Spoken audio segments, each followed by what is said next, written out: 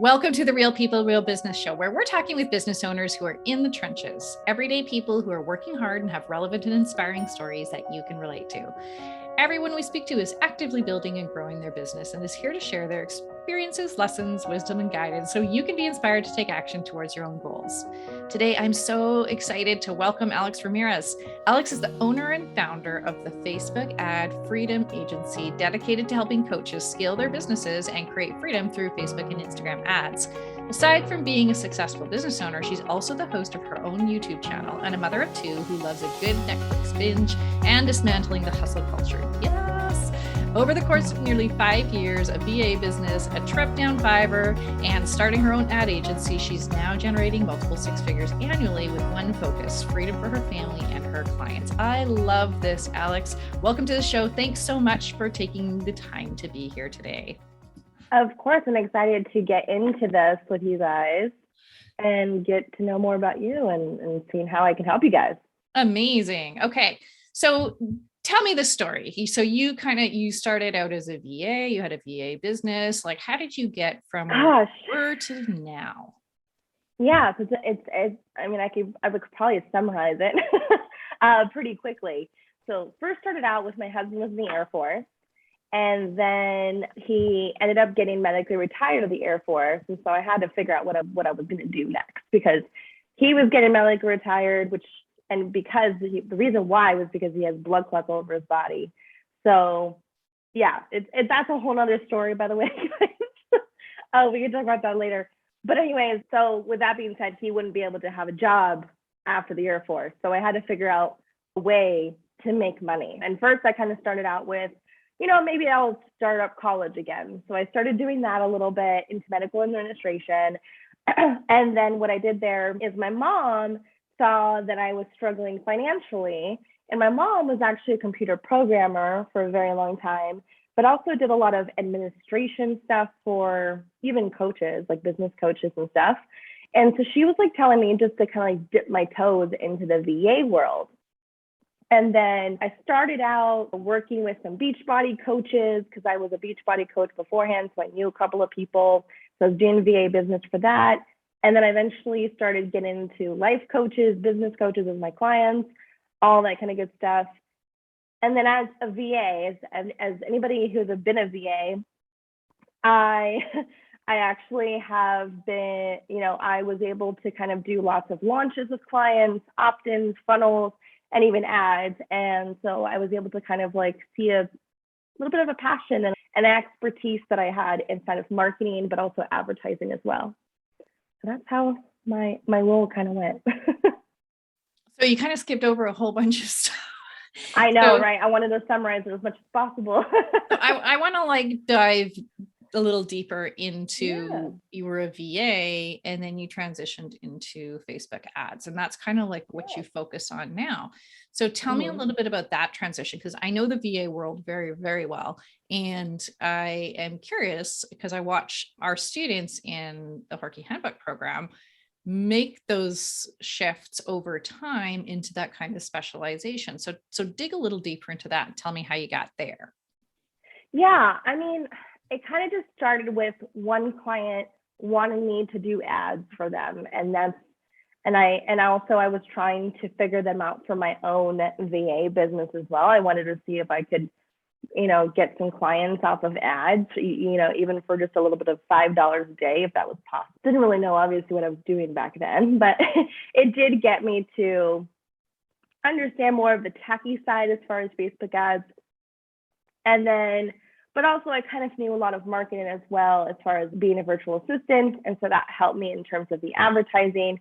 But most of the reason why my clients wanted me to do their ads for them was because they didn't want to deal with the techie part. And that was more of my role, was the tech VA for a lot of my clients.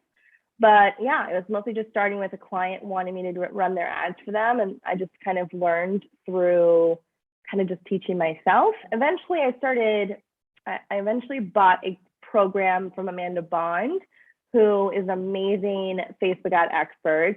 And I joined one of her programs, and that also taught me a lot as well too, as in terms of like how to actually have a system in which how you create the ads and what you're doing with the ads and how to take people from being a complete stranger and turning them into clients. So, learning from that, but also learning from myself too. So you're operating fully independently now, totally focused on ads clients. And one of the things that you and I talked about is that people kind of dive into ads prematurely, thinking that it's going to be kind of that quick route to clients and money. But tell me a little bit more about what you know there. Yeah, and it's tough to say prematurely, and because I've had clients who we get great results when they first start their business. That still happens. But I do also get clients who also have been in business for 9+ years, and we start ads and it just doesn't work. And I think it mostly just comes down to mindset.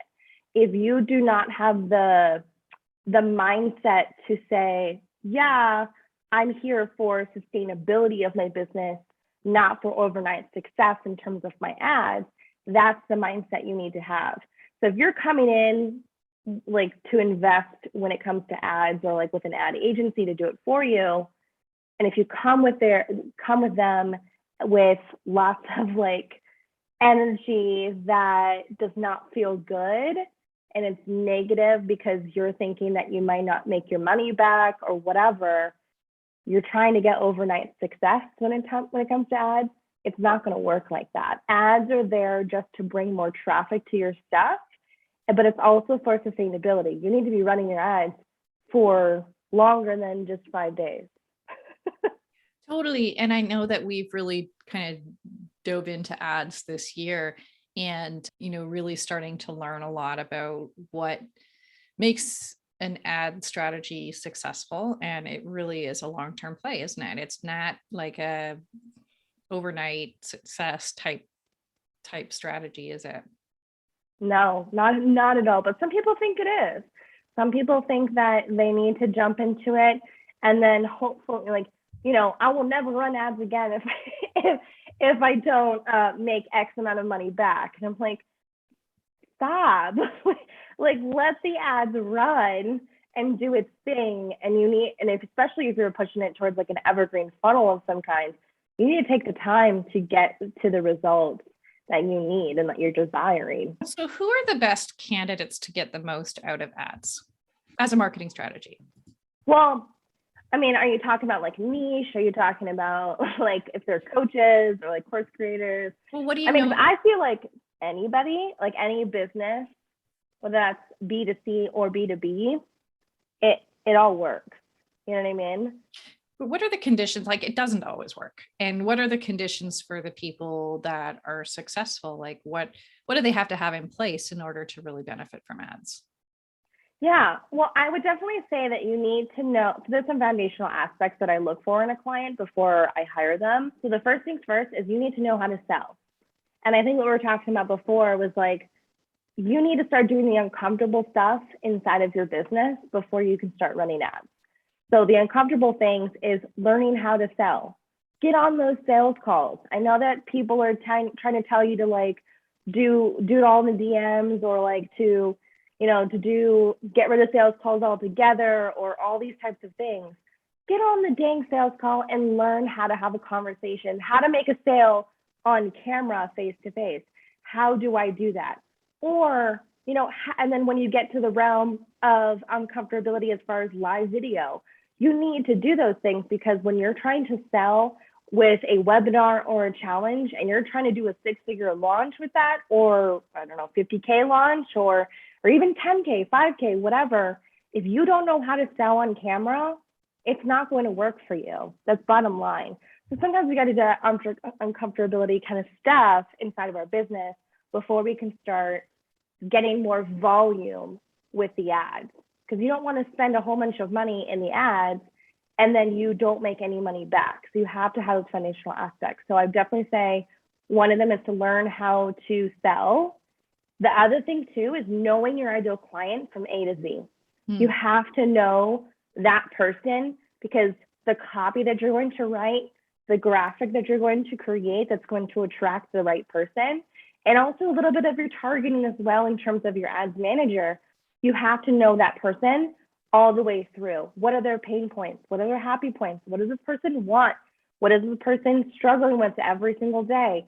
What can you do to help them? So you have to know that ideal client before you can start running ads. But third, as well too, it's like you have to have that mindset. So that, like we just talked about before. So those are the three foundational aspects that I'm tending to look in, for in clients. So they need to have something in place already. So it's someone brand new to business, right? Just starting out, can they benefit from ads? You can. Okay. Totally. I would say this comes down to, what are my goals for my business? If you are just starting out, like I said, you need to be doing the uncomfortable things. You need to be creating those foundational aspects before you start running huge types of ads. Like, you don't want to spend tons and tons of money in your ads and not make it back. So if you're going to run ads in the start of your business, that is fine, but you still need to have the second and third thing in the foundational aspects. So you need to have the fact that, like, your ideal client, and your mindset needs to be really good about sustainability inside your business, not overnight success. So a lot of the times when we're working with a client that has starting like a business absolutely new, most times what we'll do is we will just set up a lead generation campaign. And that is just so that we can start growing your list. So we're not necessarily focused on sales, although you can add sales to that, like, quote unquote funnel basically, but that's not the main thing that we're focused on. We're mostly focused on growing your ideal client. Growing your email list with your ideal client. And I think a lot of people think about ads as like, I'm advertising a service and you should buy it. But ads are actually probably more primarily used for lead generation, for awareness, because, we don't buy things from people we don't know.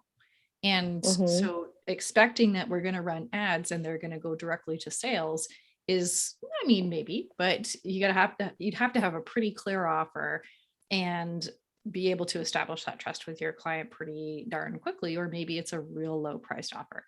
But I think that from my experience anyway, ads can be really useful if the expectation is that they are building awareness, right? Yeah. I would say that the two exceptions from that, though, I would say is the low ticket type of offer. So anything that's below, I don't know, like $50 could be really super good. I would say also for any like done for you service. So for example, like mine, it's very black and white in terms of, do you want it or you don't want it, right? So I can run like my ads right now. It's just a brand video that tells them about my done for you advertising agency. And it pushes to a landing page that talks about our agency and what we do for our clients, our process. But it's a very clear offer that I know sells, and I know I'm going to get clients into very easily because, like I said, it's a very black and white. Yes, you're going to buy it, or no, you're not going to buy it. That's literally what it is. And they get to get on a sales call with me. So I'm still doing sales calls. You can do it too. You know what? The sales calls, it's not just about learning how to sell, but the sales calls also let you understand your client a whole lot better. And that is the key to success with running ads. And convert better, because sales calls convert so much more. Oh, for sure. I can close pretty much every sales call I get on, right? Because you get to have a conversation. It's not sustainable if you're trying to sell at scale, but certainly like we just did that for a launch where we're selling a $500 product, right? We opened up our sales calls for the last day, and you know what? They aren't even sales calls. What they are is just like pushing people over the edge, right? They're already there. They're already signed up because they want to buy. They just want you to tell them to do it. Right? Exactly. So for the most part, it's just helping them make a decision. But certainly for higher ticket items, like learning. I'd say how mostly to sell. My sales calls are for me. Yeah, right. For me to like make sure that I'm getting the right person into my agency. Because what I don't like to do is I don't want to let go of clients. I don't want to do that whatsoever. And so with that being said, I only like to bring on clients that I can make sure that I can get results for. Yeah. And somebody buying something that's a higher ticket, they're going to buy based on how you make them feel. right? Not Mm-hmm. on like all the features and benefits of whatever it is that you're offering. It's, do they feel confident? Do they feel well taken care of? Do they feel safe with you? Do they feel inspired? And there's no better way to do that than with a sales call. But when we're talking about growing and selling at scale, this is where ads become really interesting. And my curiosity here is like, how much has video entered that space? I feel like video is doing so much more better, but I feel like video is done so much better anywhere, especially in social media, right? We're in the TikTok space. We're in the, in the space of like doing reels and, and Instagram is moving away from the photo space, even though that was their initial brand. I mean, like that's even their logo is the camera, right? Yeah. But now the video is 100% better now. Like that's what they want to push up in the algorithm. And the same thing kind of does for Facebook ads as well too. So video does really super well. Yeah. And are you trying to implement that as a strategy with most of your clients now, or does it kind of depend on what they're selling? It really depends on what they're selling. I would say, it also depends in terms of video. It also just really depends on what your end goal is. And so a lot of the clients that have higher ticket programs, so 10K plus, and they're not like pushing a webinar, they're not pushing a challenge, they're kind of just like trying to push it towards an application or whatever it is, right? Then we'll do videos. But other times we're mostly doing graphics. I mean, because unless you have a branded video versus just if you did a selfies don't work as much. I would say graphics work better than selfie videos. Selfie videos for Instagram story ads do really well though. So yeah, it really just depends because there's so many different like variations, and that's why it doesn't hurt to kind of test a few different things. Obviously, if you have a small budget, don't test too much, but it is good to test like video versus graphic and seeing what's going to work specifically for your consumer. So when you're working with your clients, I mean, just knowing the work we've done with our ads manager, and she's amazing. Are you doing a lot of consulting on strategy too? Or are you just 100%. Yeah, like are they looking to you to tell them what they need to do, or are they kind of coming already with something? I mean, most times clients come to me that they already have something in mind, but I mean, some other clients, they need a little bit of direction in terms of, how do I turn these people that are just kind of looking at my ads, and how do I turn them into higher ticket clients, right? So yeah, I think that it's all dependent on each client. I swear, everything that I'm going to say is almost dependent on each and every client. But yeah, I think that's, yeah. So your scope of work has kind of changed a lot in the last couple of years with the introduction and the growth of Instagram ads and Facebook ads, and they're all sort of interrelated now that Instagram owns the platform, or sorry, Facebook owns the platform. So tell me a little bit more about how that has evolved for you, and is that exciting for you? Has that made it more complex? Like, how are you working with all these different platforms? Yeah, so I mean, the cool thing is that Facebook made it really easy in terms of how to set up an Instagram ad. And so that's really easy. That helps out a lot, that it's all on one platform, because then you can choose whether you want it on Instagram or you can choose not to have it on Instagram. And same thing for Facebook. If you wanted it just on Instagram, that is an option for you. And yeah, so I like that factor. I mean, if all platforms can kind of do that, that'd be great, but I don't think that's going to happen. Yeah, I love it. I love that factor. Does it allow you to be more creative? And do you think it allows you to increase the success or the likelihood of success with your clients? Or does 100%, because more people are going to be able to see it. Because I mean, I even have some clients that tell me that they get clients off of Instagram that don't even own a Facebook. And it's like, is that possible? I don't know. I figured everybody almost has a Facebook. But I guess there are some people who just have an Instagram or just have a Facebook. And so, yeah, it's a great thing to have, because then you can, try different, you can have more reach, you can have more volume coming in. Yeah, I will tell you, my kids will never have Facebook profiles. They have no interest in it whatsoever. They both got Instagram accounts, and of course TikTok and Snapchat, but they have no interest. It's for old people, I heard. I know. Or I became business, old. Right? I know. Isn't it funny? Because when we first, I'm old, but when Facebook first came out, I was like, what is this? And yeah, we were into MySpace. I know. And it's a platform now, but now we have all of these like micro content platforms that are emerging, right? Okay. So let's shift gears a little bit. Your self-proclaimed position on online business is like the anti-hustle culture, which I love. And if you've spent any time with my content, you'll know that I have no tolerance for it, right? But interestingly, ads are often the conversation for the hustle culture, for the, like quick and instant results. And you and I both know that that's not necessarily true. Yeah. No, definitely not true. So tell me a little bit more about your position on anti-hustle. Yeah, I mean, I'm the first one to tell you that I'm lazy. Like if there's any point in time that I can be lazy, I'm there. But I think that's why a lot of my clients like me, because when I actually have to do work, I do it quickly. It gets done like in a snap, versus a lot of other people, like it takes them a very long time to get something done, which is perfectly fine. It's just I'm a very quick person when I'm doing the work that I need to do.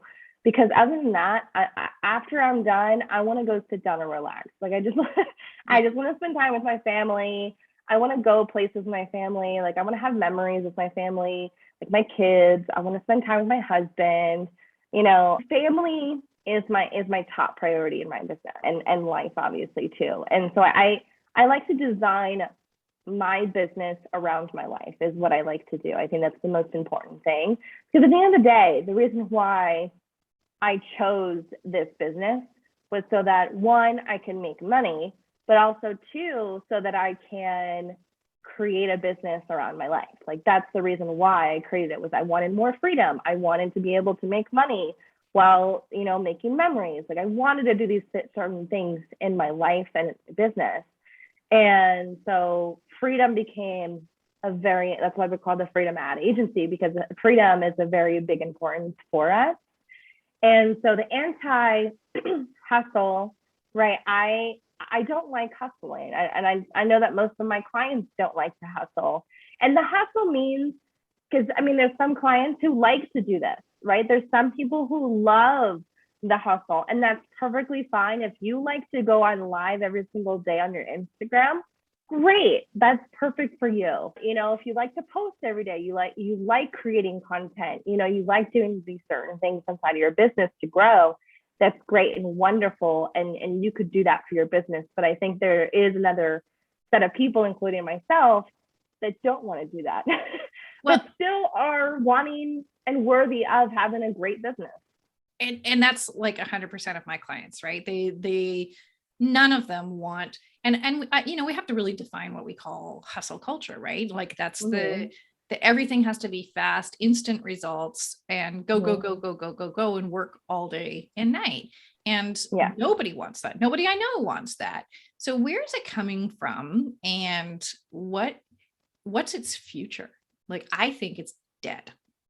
I think it's dying. I think it's certainly dying. I still think there's some people who are keeping it alive for sure. I definitely think that it started with our millennial, or my millennial generation. Like I feel like it definitely started in that realm. So we blame you. We're going to blame you? Yeah.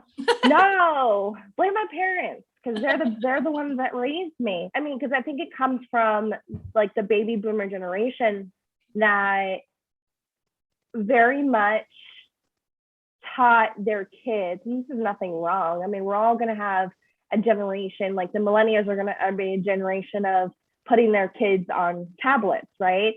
And like the baby boomers also have a con. So I feel like any generation has like some certain things that they do, right? That's perfectly fine. But I just think the baby boomers tended to tell us, like, you have to work hard in order to play hard, right? Like we've always been kind of taught that, like, work hard, work yourself to the ground, and then maybe you can play a little bit right after. I'm kind of trying to get out of that. I want to be able to have a business that is, gives me the income that I want, but also allows me to have that freedom. I think there's a big part of that, though, that has been about convincing ourselves we have permission to do that, because I know it's true. And I know that there's diminishing returns. I used to be that person. Like, I grew up in the IT industry and, technology startups. I went through the dot-com boom and bust, and the culture was work, work, work, work, work, work, work, work, work. And if you don't work all the time, it was like a badge of honor. I remember working 7 days a week in the startup world and basically sleeping at my desk. And if you weren't there 7 days a week, you were shunned. And that is like, it's not healthy. It doesn't move the business forward more. You can have a really effective business without having to kill yourself. And we have had to unlearn that dialogue, right? We've had to unlearn that idea that we should be busy, right? And if we're busy, then we're doing something good. And if we're good and we're hard workers, then we deserve our results. Yeah, no, exactly. And it also comes from I think this bro marketing world. It's like the millennial bro marketer, I think is where it's definitely coming from. I would even say there was a point in time in my own business, but also when I had my Beachbody business too, where I was kind of shamed in a way for not working harder, right, in the beginning. And then after so many times of being shamed by a mentor, you tend to kind of shame yourself after that. And so I had to, like you said, I had to unlearn that for myself, to be like, it's okay. It's okay if you relax, right? It's okay if you take a day off from your business a little bit and go do what you want to do. Go to Disneyland with the kids or whatever. I think the millennial like bro marketer is definitely intended to like grow that huge, situation as far as hustle, hustle, hustle. And it's not cool anymore. And I think one of the things that is emerging too is this newfound enthusiasm for entrepreneurship and the understanding that it's absolutely possible to do for pretty much anyone, right? And that you don't have to be this extroverted salesperson. You don't have to get a bunch of funding to start a business. You can start on your own. And that renaissance is, I think, driving a lot of people to enter the entrepreneurship world. And that means they're not all going to be the hustle culture people. They're the ones who are like, I just want to make like enough of a living to be able to be with my family all the time and to be able to have choice in my schedule. And I'm not trying to, rule the world with my Lamborghinis and my dominance. So I think that whole dialogue is starting to tire, right? And maybe there's always going to be, Gary's disciples. And actually I have thoughts on Gary too. I actually don't think he's sort of the king of the hustle culture, but he's actually like, that's just naturally how he is. Like, he's just this crazy, like frenetic person. But I think a lot of his disciples have taken that on and been like, oh, hustle, hustle, hustle. And he's the one who's like, I just want to keep doing stuff. Like, I'm just interested in all this stuff. He's just like, always on. But I think he's the first person who will say, don't kill yourself over this. Right. So it's kind of. I just think that there's a lot of people who take his, like what he does and just says, oh, I got to do exactly what Gary's doing. It's like, maybe you're not meant for that, bud. Like, not many people have as much energy as Gary does. So let's talk a little bit more about your business. So you are serving coaches and mostly solo entrepreneurs. How are you finding clients? Like, what is your own sales and marketing strategy? Are you ready for the secret? Facebook ads. Facebook ads, 100%. My own ads are actually really getting me like 50K a month, sometimes a little bit more, sometimes a little bit less, depending on what I put my ad budget on for that particular month and like how many sales calls I want to take on, how many, how many people are going to see it, so on and so forth. So I would say it took me a long time to figure out for myself, even for my own business, someone who knows how to run ads. It took me a while to even figure out my own strategy that was going to work specifically for me. And that's when I came upon like this funnel that we were talking about before, where it's like, it goes from a brand video with my ads, and it pushes towards, and it just talks, like the ad copy just talks about my agency, what we've done for our clients, pushes towards a landing page that talks more about our agency, what our process looks like, some testimonials, all of that. And then they get to book a call with me. But also, so I don't get on too many calls, it also has an application that people fill out that kind of allows people to filter themselves out to not schedule that call with me. So that allows me to get on less calls, but I'm able to get higher quality calls so that I can convert more. Right. Instead of getting on more sales calls. But yeah, I mean, Facebook ads is my definite first one. I would say second is referrals. Yeah, absolutely. And how long does it take to have, and I think this is a really good piece of information for most people, how long does it take to get an effective performing ads funnel in place? So if we're talking about an automated funnel, so if you came up with an automated challenge, if you came up with an automated funnel, I would say 100%, the ads are never the problem. 100%. Most times ads do great for a lot of our clients who have automated funnels. The biggest problem is the actual funnel. And so we always have to and that's why it's different for each client, is what I was trying to go at. But basically, the timeline is going to be different for every single person. We have to figure out what's the one thing inside this funnel that's going to make it work. And so sometimes it has to do with a simple headline, or putting a little bit of urgency inside of the emails, or changing the subject lines inside of the emails, or changing, the way the video looks, or re-recording the video for the webinar, or whatever needs to happen. It's like the small little detailed type of stuff that you have to figure out inside the funnel that's going to make it work and going to make it convert to the point that you want it to work. So yeah, timeline wise, it depends on each person, but I would say on average, it's around 2 to 3 months before you start actually breaking even with your funnel. But also once you start to break even, then you start to figure out what's the average amount as far as when I put $1 in, how much I'm making back with my ads.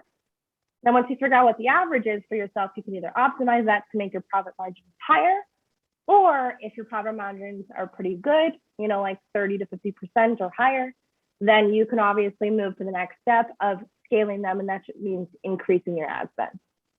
So you're thinking 2 to 3 months to really get the data. Even with a good solid funnel, you still need to watch your data and look at performing and that sort of thing. So setting the expectations with your clients, I'm imagining you're telling them listen, it's going to be 2 or 3 months before we have enough really good data to be able to optimize and tweak, right? Yeah.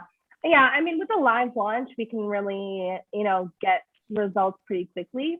Because that's a live launch. You're doing it within a particular date and time, and all of that, and you need to see those results really quickly. But with an automated funnel, you have to figure out, again, where's the drop off happening? And so I was talking to clients yesterday, and we kind of looked at her stats.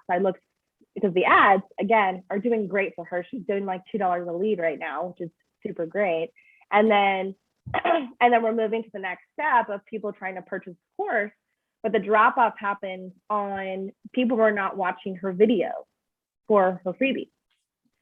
So we had to figure out what can we do inside this funnel to make more people watch the video, And you're using some type of tools to track and report on all of those activities that people are taking within. Yeah, because our clients have programs like Kartra or Kajabi or ClickFunnels, and they get to see, that data. Yeah. Awesome. Okay. So you built an agency, right? Which I'm assuming you have a team that works with you. I do. Okay. Tell me a little bit more about that process. At what point in time did you move from Alex, the ads person, to starting to build a team? Yeah. I mean, so I actually had a funnel agency a couple of years back where we didn't run the ads for clients. We just created the funnel, and that didn't work out the way that I wanted to. By the way, if you guys are ever thinking about hiring a done for you funnel agency, don't do it. 100% don't do it. It doesn't work no matter what. Say that right now. You have to create your own automated funnel. Okay. I would definitely recommend that. But anyways, so I had a funnel agency. I didn't really like it the way that it was working out. We moved to the net. And then I was like, you know what? forget done for you for the rest of my life, and I'm never doing it ever again. And I moved into doing consulting work as far as funnels and ads for a lot of my clients. And then after that, that's when I started, I was getting a lot of consulting clients that were working with ad agencies, other ad agencies, and it just was not working out because of communication, like bad communication between the client and the agency, but also the fact that like the advertising agency wasn't really helping in terms of the marketing side for them. Like they weren't looking at the funnel to give them feedback. And so after some time, I was like, you know what? I'm tired of getting this over and over again from clients. So I'm just going to create this agency. So, but yeah, as soon as I turned from like figuring out that I needed to create something there because I was tired of getting these clients over and over again, that they were saying that these agencies were not working out for them, that's when I wanted to move into the agency factor. But also when I moved from being a solopreneur into having an actual team was when I started getting too many clients. Like I think at one point I had like 6 or so clients, and I was like, I need some more people on my team. So who was the first hire? Oh, it's a good question. My OBM, Sarah. Yep. And because first things first is I needed to get my onboarding more streamlined. I needed someone that could be able to send the contracts and send the questionnaire and, you know, set up all of that for my clients that were coming in so that I can just work on the actual like ads part and like the work part. Like that's what I wanted to focus on. So Sarah was my first, and I've worked with her for many years at this point. So I know her very well and I trust her very well. Like I trust her with my own email, and I would even trust her with my life if I could. And then after that, then I started hiring some campaign managers. I also hired a copywriter. I also hired like a graphic designer. We moved, but over time, obviously, I've you know let go of some people. I've brought on different people over time to kind of figure out what's going to work for me in my business. Right. And how many are you at now? What's the size of your team? Oh, we're very small. Surprisingly, yeah. At least right now, because we had to change a couple of things as of recently. But I have my campaign manager, I have Sarah, I have myself. So currently I'm doing a couple of ad accounts. But like I said before, like I'm quick with work. So yeah, so it's me, another campaign manager, my OBM, Sarah. And then we work with a copywriting agency that does all the copy. And then we work with a graphic design agency that does all the graphics. So that kind of helps streamline those things a little bit for us. What's the one role or task that you would just never outsource? That I would never outsource? I'm not 100% sure. I mean, obviously content creation would be one, because nobody can, you know, record for my YouTube channel, because that's going to be all me, because it's in my name. But gosh, yeah, that would be mine. But I mean, if you were asking like the people who are listening, like coaches or something like that, you know, what they shouldn't outsource, you know, I probably would say don't. Well, also copywriting. I don't like to outsource too much copywriting for myself in terms of my social media copy. So for my ad copy, I'm fine with hiring copywriters. And sometimes I'll go in and revise if I need to revise. But for my social media, I don't ever hire someone for copywriting for that.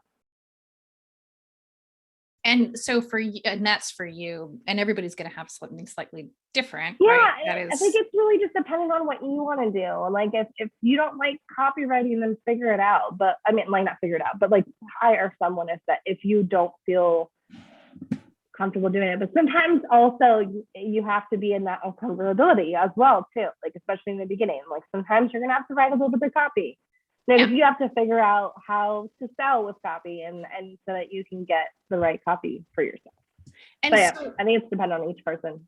What do you wish that your clients would always do as part of the work that you're doing together? Like I think for Done For You, they will often want you to just tell them, right? Do these things, or we're going to do them for you. But what's the most effective thing that your clients can do to be successful as part of the ads process? Work on their mindset. 100%. That would be the biggest thing, is to work on your mindset on not just ads, because ads are just there, but you need, I always tell my clients, like whenever we're doing an automated funnel or if we're running ads for like a live launch, whatever, I'm like, let me do my job, relax for a second, and just work on your mindset. Like, I just want you to work on affirmations. I just want you to meditate every day. I want you to go exercise. I want you to go have fun with your family. Just relax. Like, allow the ads to do its job, and just come back whenever, like for example, it's a live launch or something like that, come back at some point and do that challenge or do that webinar or whatever, but come with full energy of feeling like, I have amazing people inside that have joined this webinar, and I'm going to make 10 sales or 20 sales or 50 sales or whatever. Know and trust yourself that this is going to work the way that it needs to, or the way that it's going to, and it's going to work out just fine. So sometimes I have to like calm down clients. A lot of the times, literally, I'm a mindset coach, I'm a business and marketing coach, and also I'm the advertising person, right? So I'm in like an all-in-one for a lot of my clients. Yeah, and I would expect that that's true, because this is probably like, I think people still go into something like this with the expectation that this is going to take all the pressure off of them from, their marketing activities, and we're going to flip a switch and everything's going to go. But I know that how long it takes for, the testing, and not just the ads, but like a funnel and your offers. And even if it's like highly, high touch, there's still a lot of testing. There's still a lot of best guesses. There's still a lot of tweaking, and it can take up to a year to really refine even just a very small, simple funnel, right? Mm-hmm. Yeah. Yeah. And I'm guessing that's what you wish people would know going in. Yeah. I mean, I would definitely want people to know, at the end of the day, I just need clients to understand, or even like if you're running your own ad for yourself, if you can come in with a mindset that that the advertisement is there for sustainability, so you can continuously get new clients all the time, and it's there for consistency for you, instead of going, oh, if I run my ads today, hopefully I can get 3 clients by tomorrow. Right. Not going to work like that. So instead, just like think about sustainability. What do you recommend for those clients who are just like not getting it? It's hard. I think that within those clients, sometimes I have to just kind of go, sorry, like some clients, some people are just a little bit stubborn when it comes to that kind of stuff. Like they think that it's not their mindset, but that it's a marketing problem. It's it has to do with the ads. So a lot of the time there's some people who are thinking that it has everything to do with the ads and the ads problem, and that we need to target better. I'm like, no, because I just got you 400 leads, and if I would have gave these leads to another client, they would have sold it perfectly fine. So there's a mindset issue. Yeah, there are a lot of moving parts, right? So, yeah, 100%. So what's next for you? For me, it's hard to say because I feel like it changes all the time. And just like every other business, I'm very multi-passionate in what I do. But I would say in this moment, if you were to ask me that question, right now, it's just to scale my agency. And what does that look like for you? More people on the team, obviously, more campaign managers. I want to start, like right now, my current team members are only contractors. I want to turn them into employees. I want this to be like a real solid business where, I have like an organizational chart like that shows like who's the CEO and what they're doing, and like that's me, and like who Sarah is and what her job is, and how many campaign managers, and just kind of having a real business like that. Oh, my head jumped off. That's okay. So a real business for you looks like a team in place, processes in place, scaling up the number of clients you can serve, and remaining, I'm guessing, true to what drove you here in the first place. Oh, 100%. I mean, and that's why I'm still kind of small right now, because I mean, I could have, hired a whole bunch of people and did my clients dirty in certain situations or whatever. But I stick to my values and my morals inside of my business. And what am I here to do, right? I'm here to help my clients bring freedom. And so that's really super important for me. I have certain things that are big priorities for myself and for this entire business. And so sometimes I have to let go of decisions that I've made in my business so that I can keep those morals and values.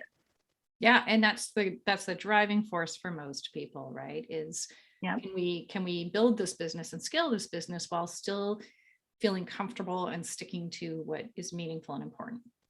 Yeah. And sometimes it's not gonna change for me. It's just that sometimes I have to make business decisions that hopefully get me to scale, but sometimes it doesn't work out in my favor, and I have to scale back again and figure out what's going to what can I do here to find the right people who are becoming a part of my team. What do I need to do here to make sure I have the right profit margin? Making those business decisions like a business owner, but also making decisions off of what feels good for me and aligned for my own business. Right. And that's critical. And that can change over time too, which is another thing that people don't really think about, but is critical. Yeah. Okay. We're coming up on the end of time, but I have a question that I ask everyone, and I'd love to hear your thoughts on that. We are real people, real business. So in your experience, what's the difference between what we hear out there in the world and what's real in terms of business? I go back to, and I'm sure so many of you probably have seen that meme where it's like the iceberg, right? And everybody sees the top of the iceberg where it's very small little iceberg at the top. And that's what everybody sees. They see the success part. They see everything that's good about your business, but they don't see the below part, all the failures and the mistakes that you made, all of the heartbreaks that happened throughout your business, the journey that it took for you to get there, how you got your hands dirty, and all that hard work that nobody gets to see, right? I think that people need to start talking about that more. And to be perfectly honest with you, it's like, why are we only talking about our successes?